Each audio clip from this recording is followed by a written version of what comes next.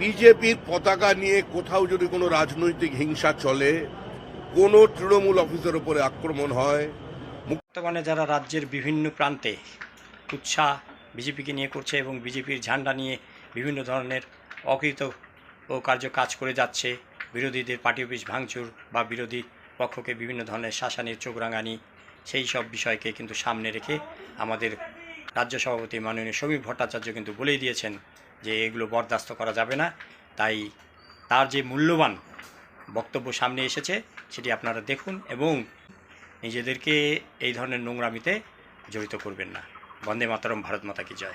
বিজেপির পতাকা নিয়ে কোথাও যদি কোনো রাজনৈতিক হিংসা চলে, কোনো তৃণমূল অফিসের উপরে আক্রমণ হয়, মুখ্যমন্ত্রীর পরিবারের প্রতি বাড়ির সামনে দাঁড়িয়ে যদি কদর্য ভাষা ব্যবহার করা হয়, তাকে দল থেকে বার করে দেব, সেই অধিকার আমার পার্টির সংবিধান আমাকে দিয়েছে।